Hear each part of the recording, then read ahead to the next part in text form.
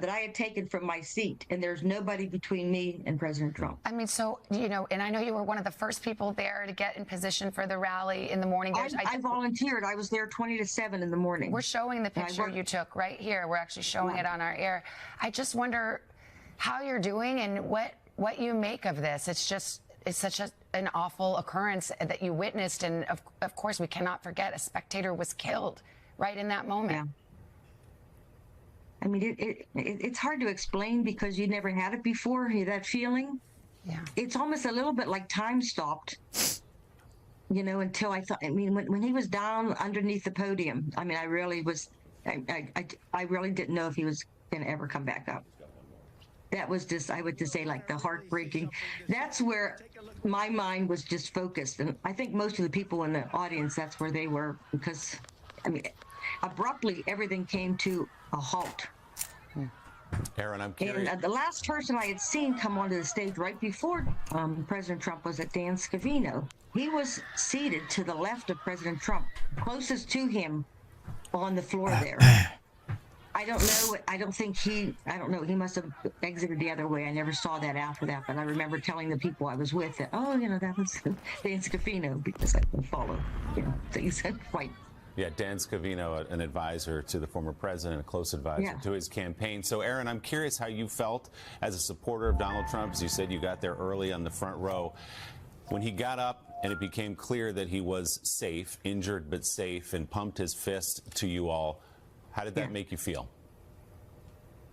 I was very relieved, because when I saw the blood here, but it was just a little bit, I thought he was injured by being pushed down to the ground. Oh, I didn't mention, when he got up, the first thing he said was, they said, lift, and he said, I have to get my shoes on. Yeah. Aaron. So they must have fallen off. And I thought that's when I didn't think that he was injured. I thought he got injured just by them pushing him down. And then I had no idea that it was a bullet until I saw that gentleman that had the blood on his shirt. That was the first sign. Well, Aaron, you've been through so much. Sounded really you've seen so much. Sarah, sorry, what were you going to say? People in the audience were, on the way out, were saying the fact that it sounded so much like fireworks, it must have been a suppressor on that weapon. A lot of people said that. So close to 4th of July, that's what it sounded like, especially at that and distance. Like maybe a neighbor, because it was kind of, there's houses not that far away. I thought somebody's having a party. But then everything just stopped. I guess I thought it was 5 minutes into the speech. I think now it was 10 minutes into the speech. Well, Aaron, as you said, time stops when you witness something like that. Thank you for your time this morning, for sharing your perspective. We're glad you're okay. Thank you very much. Thank you, Aaron. Let's bring you the conversation. Emmy Pompeo, former Secret Service agent. Emmy, good morning. I want to put up this map of where this event was held last night. So the elevated position where the shooting was set up was about 150 yards from the stage where former President Trump was speaking at the former Secret Service. Are you surprised that there was better security? So when you do a security plan, you've got the main security. What the fuck, man? That's so fucking being checked as they're entering the event. You have the outer perimeter. Jesus fucking Christ. When you have an open rally like this, you are extremely vulnerable. I've done these. They're probably the most anxious you're ever going to be as an agent. See, dude, bro, I'm tired of everything on the screen, man. I can't even see that, dude. Why is everything black that I should be seeing and everything so goddamn dark? Man, this is so fucking ass backwards, man. And if I can see it, it can probably see me. Now, at fucking shit, outer perimeter like that, typically you will have a local law enforcement presence. You'll notice those buildings, and Secret Service works with local police. You have to think of the Secret Service like they're the conductor of the orchestra. They create the blueprint and design for the security plan. They work with state police. They work with local police. And then they put in resources and assets. So in the typical scenario, or in the scenario that one wishes would have unfolded, would you have had perhaps a local official secure that roof to make sure the roof is clear, to make sure nobody's in the building, and then stand guard there so no one comes in after that clearing? So we don't know if they did or did not do this. Yeah, but they should have. I would presume you should have a local police presence in that area. Now, could you have put somebody on that rooftop? You could have. The other element is the counter sniper team. So as far as we know, we see a two-man team from the Secret Service side. As we were discussing prior before we started speaking, 300 meters. they are looking at everything. They have to cover 360 degrees. So I know a lot of folks are like, how did they not see this? I think one of the issues is if it is a two-man team, think about what they are consistently covering. So local Fucking law pussy, enforcement man. definitely, but again, we don't know if somebody was or wasn't. What is that? There was no. I'm fucking getting sick of that fucking bullshit, man. That's going to be an issue. Why weren't those adjacent buildings looked at? They are very close, yes. And if there was somebody stationed there from the local law Ah! as you consider the possibilities, how could he have gotten up there? So as I look at this, and again, just from a preliminary assessment without having all the details, it seems to me, and what I would presume, before the president goes up on stage, they secure the area, there's communication, essentially, are we good to go? Is he good to get up on stage? I would presume that everything was in the clear. I would think that nobody was on that rooftop. What I suspect, and again, I'm suspecting that Yeah, you're nobody, bitch.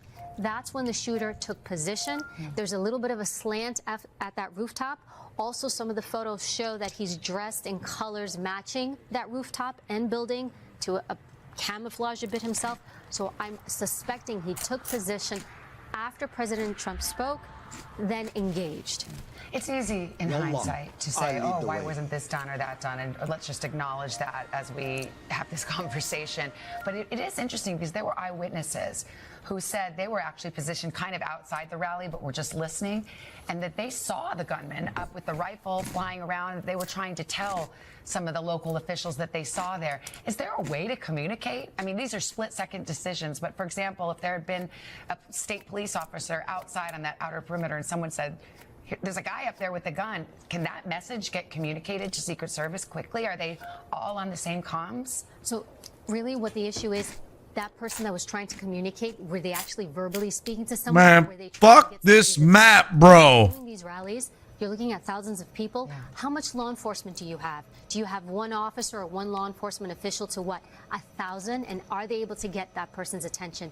Guys, at the end of the day, too, and I think this is going to come up during the hearing, resources, money, this all costs something. So when you're doing these security advances, you are negotiating. I mean, there are times where I need 75 agents, and it'll come back. It's like, you know what? We don't have the resources or the funds, or we need these folks to be somewhere else. Can you do it with X amount of people?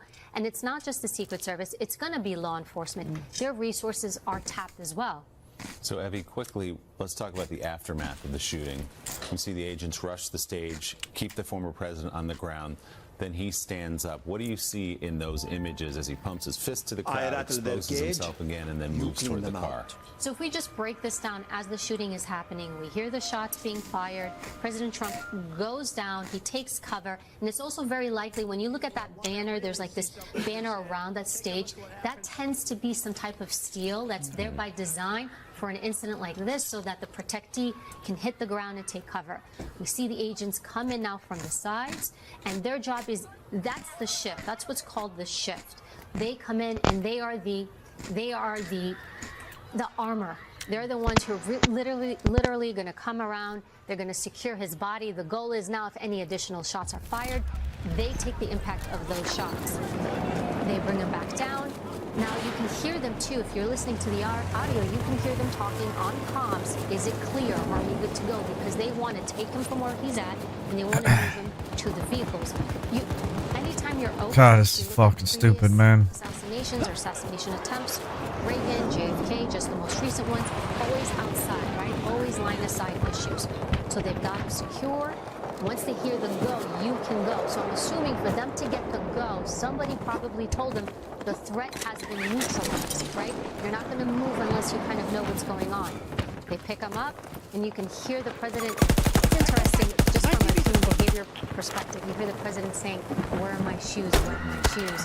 A lot of people are commenting on, is that an odd thing to say? You also have to think about the stress and impact of what just happened. Yeah. And he's just, you know, it's a kind of like a very human, simple thing to think of. You can hear on the radio, too, that they say the shooter is down.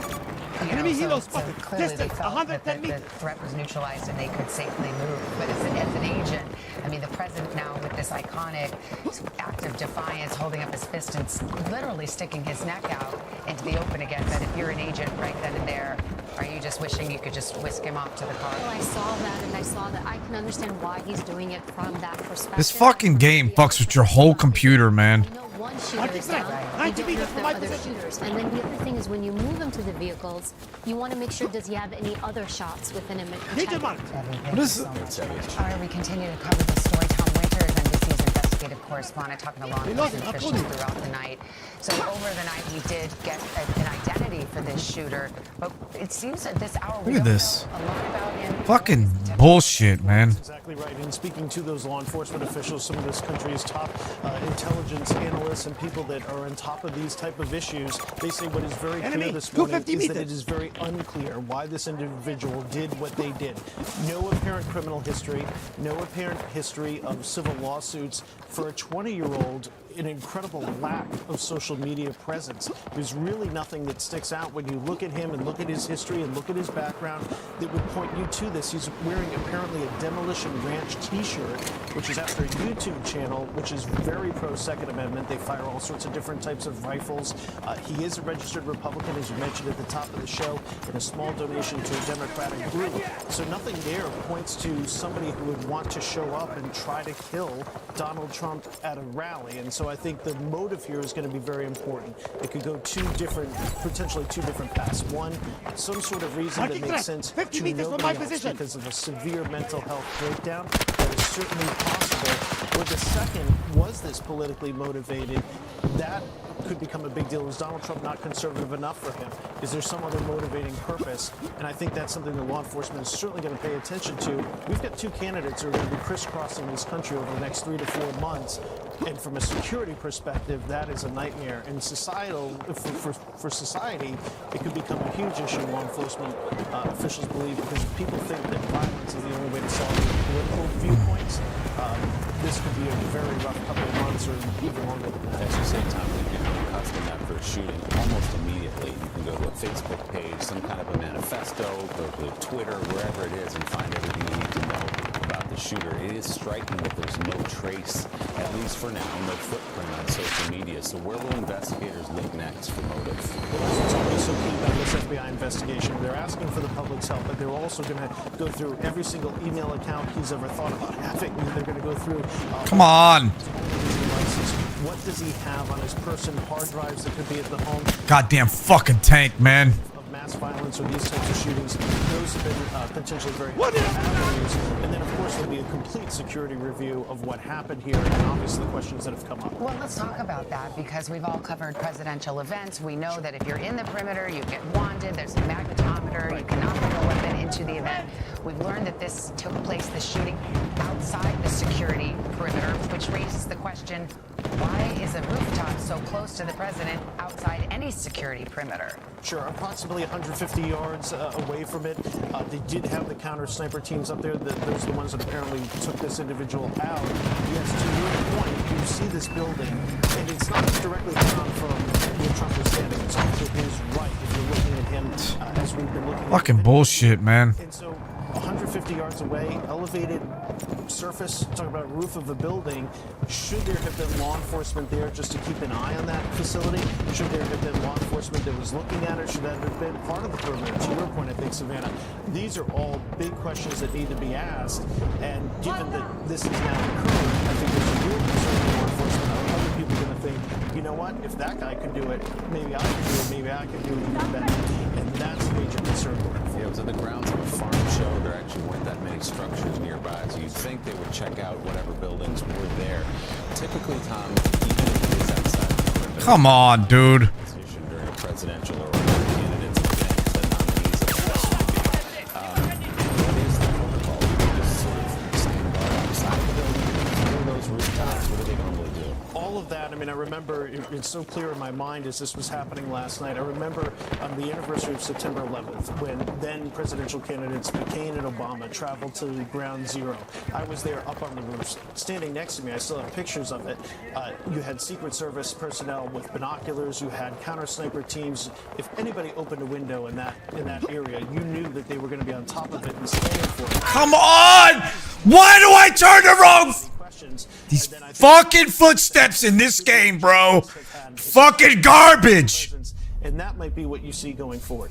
A much stronger uniform presence. In the backdrop of that, law enforcement, and they rely on local law enforcement for this, certainly stretch from a resources standpoint. You look at some of the conventions coming up, and you look at the law enforcement situations in those cities. Fucking garbage, man. Short-staffed, and they're asking a lot of these individuals to go out there and protect these events. So it's a big concern. And there's always attention, Willie, of course, because politicians, they want to get out there, they want to have these rallies, they want to be close up, and from a security perspective, that's a nightmare, so they're always trying to temper that. I'm sure a thorough review, as you say, being undertaken now for events going forward for both candidates.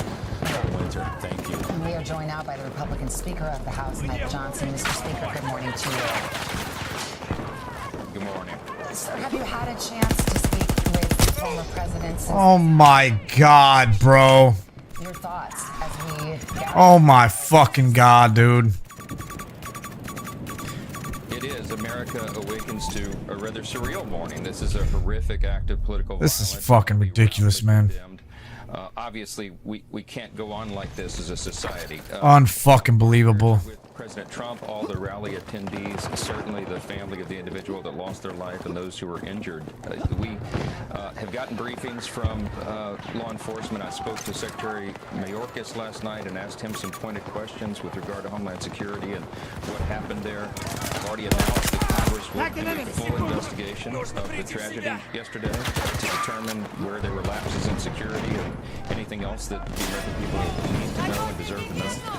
But in the meantime, we've got to turn the rhetoric down. We've got to turn the temperature down in this country. Leaders of all parties, all sides, to call that out and make sure that happens so that we can go forward and maintain our free society that we all are blessed to have. Amen to that, Speaker Johnson.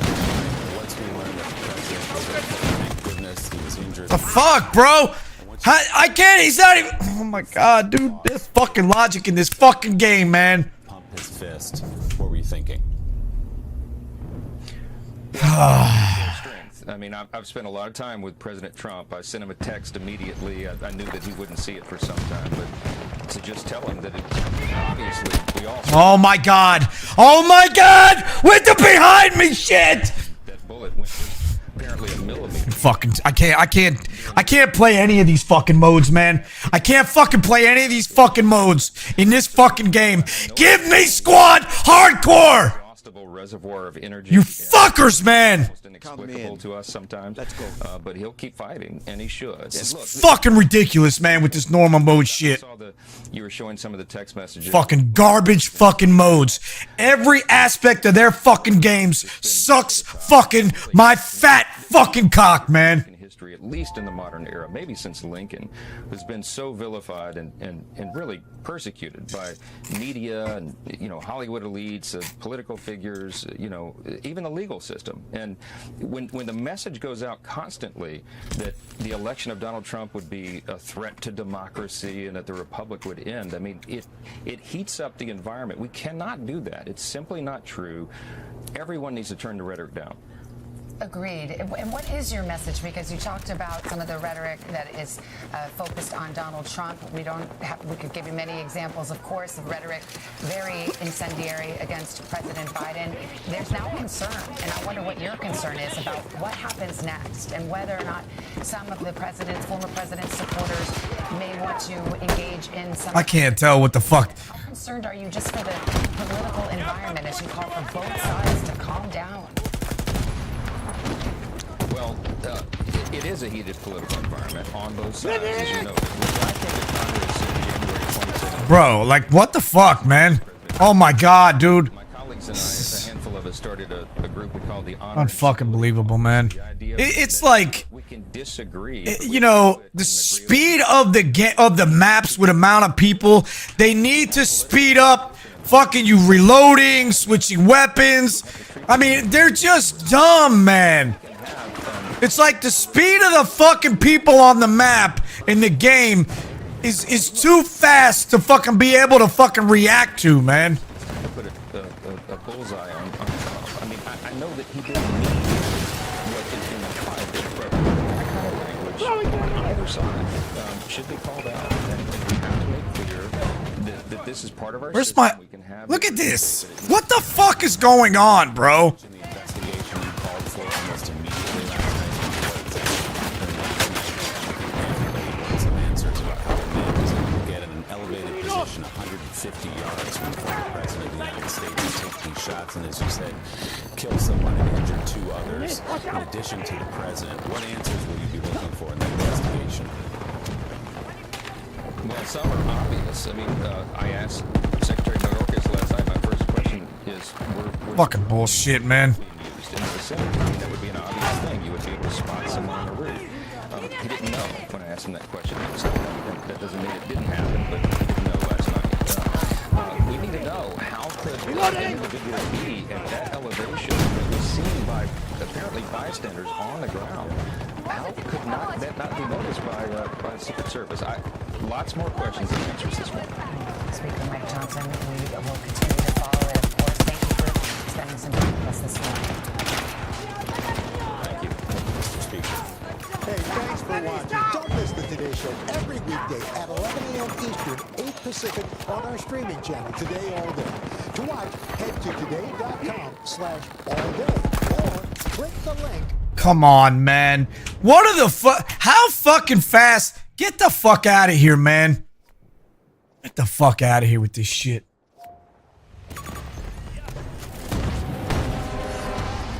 Well, look at this. Still. 20th century, and America is changing in ways never thought possible.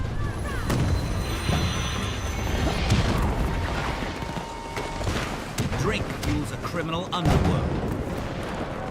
Millions cross the nation to escape poverty. Violence erupts. America is about to become the richest nation on earth. Hey.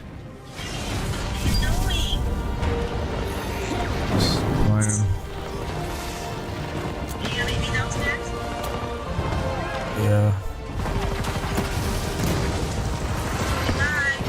When are you getting here?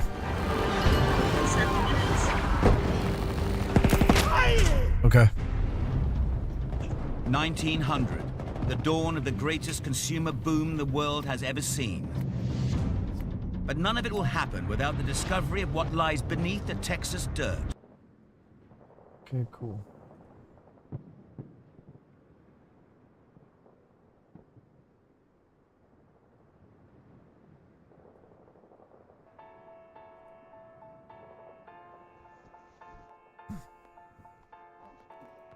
I'm waiting. It's hard to be good at this game.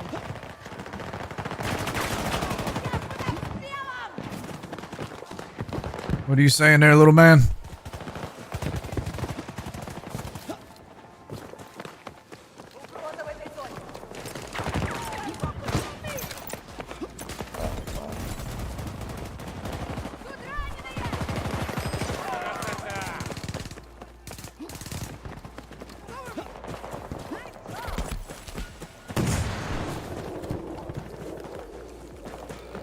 Don't let the enemy take this!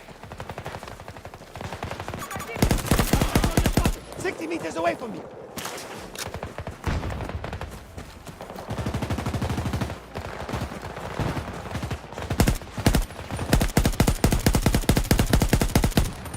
I'm out! Reloading!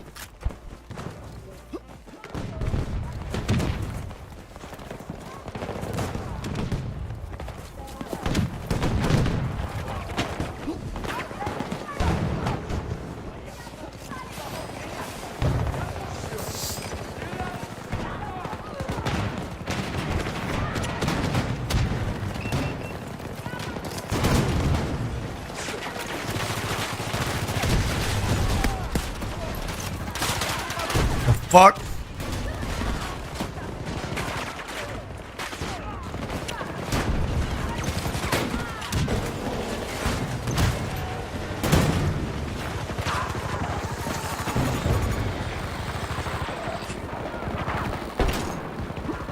What?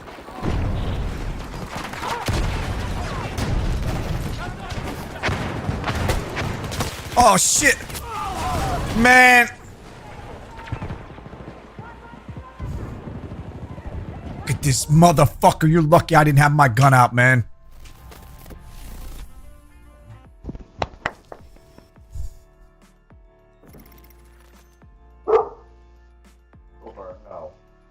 Trump 2025, baby. It's a win now, for sure. Trying to kill us and they can't even do it.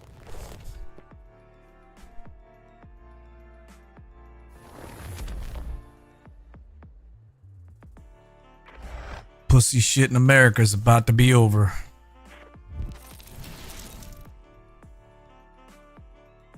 Go get back in your closets.